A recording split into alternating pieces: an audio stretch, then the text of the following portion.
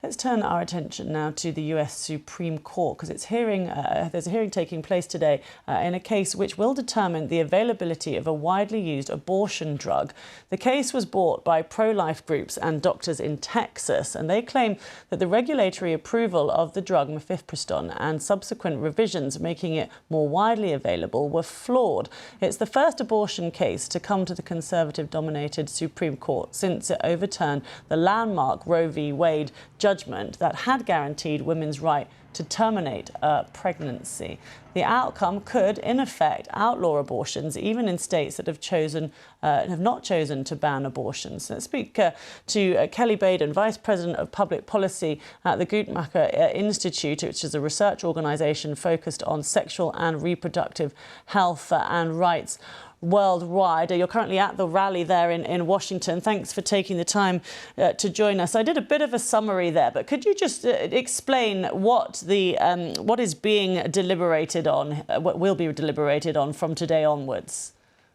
Sure. So today the court is hearing a case that aims to restrict the access of mifepristone, which is one of two pills primarily used in medication abortion here in the U.S. This drug has more than 20 years of real-life safety use and evidence here in the United States. It's been approved by the FDA since 2000 here, and an even longer track record globally that really speaks to its safety and its efficacy. And the court with this case could make some decisions to essentially further restrict access to the drug, regardless of where you live. So it's about what the FDA did. This is the Food and Drug Administration. It's about the specifics on that and what was the way that it loosened restrictions, right? That's correct. The original case was very much based on faulty science. In fact, one of the studies that the plaintiffs used has since been retracted. And the original case really did try to, in a post-Roe v. Wade world, further restrict abortion by going after the abortion pill or mifepristone.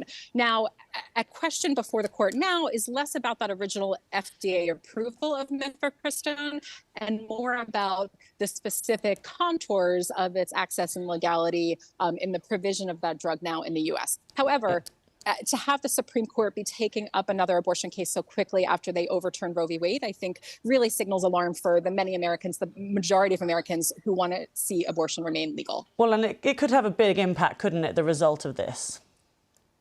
It could, and it's also not just about abortion, because really part of what is at stake is the very autonomy and authority of the FDA. And I think that's why we're seeing a pretty broad range of organizations and people weighing in on this case, because they see that if the FDA's autonomy is threatened by a judge in Texas originally in this case, that does not bode well for a variety of other drugs, vaccines, healthcare services, et cetera. So it really is a broader than abortion case. But even just being about abortion, of course, makes it very important. OK. And just to remind us, we're not going to get a result, you don't think, until the summer on this? That's probably true. Usually we get big decisions from the court in the summer. There's going to be a second case related to abortion that the court is going to hear next month. And there's, of course, a variety of other big cases. And we usually expect them in June. But again, the Supreme Court can do a lot of things. Yeah. All right. Well, thanks very much for talking us through that. I really appreciate your time. Thank you. Kelly Badin there, Vice President of the Public Policy at the Guttmacher Institute.